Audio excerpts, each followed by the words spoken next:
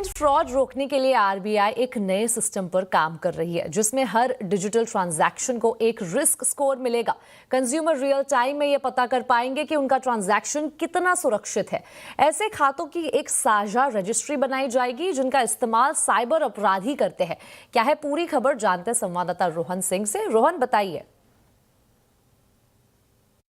जी, किसी भी तरह के साइबर क्राइम या डिजिटल फ्रॉड में अक्सर जो साइबर अपराधी होते हैं वो विक्टिम्स को एक खास तरह के अकाउंट में पैसे ट्रांसफ़र करने के लिए कहते हैं, आम भाषा में जिसे म्यूल अकाउंट कहा जाता है। लेकिन जल्द ही आरबीआई एक ऐसा सिस्टम पे काम कर रही है जिससे कि इस तरह के म्यूल अकाउंट्स की पहचान हो पाएगी और जब कोई भी व्यक्ति डिजिटल ट्रांजेक्शन करता है तो उसे एक रिस्क स्कोर उस ट्रांजेक्शन के बदले असाइन होगा, जिससे वो जान सके कि वो जहाँ ये ट्रांजेक्शन करने जा रहा है वो अकाउंट कितना सुरक्षित है या नहीं है। जो म्यूल अकाउंट्स हैं उनकी एक रजिस्ट्री बनाई जाएगी जिसे साझा किया जाएगा अलग अलग बैंकों के ज़रिए, और इसके लिए 6 बैंक पहले ही सहमत हो चुके हैं। बाकी जो बैंक हैं उनको भी इससे जोड़ा जाएगा, चाहे वो पब्लिक सेक्टर के बैंक हो या प्राइवेट सेक्टर के बैंक हो, उनकी एक साझा रजिस्ट्री बनाई जाएगी। इसमें जो आरबीआई का इनोवेशन हब है वो पहले ही एक म्यूल हंटर एआई नाम से एक जो सिस्टम है वो डेवलप कर रहा है। साथ ही Indian digital bank payment intelligence platform इस पूरे जो सिस्टम है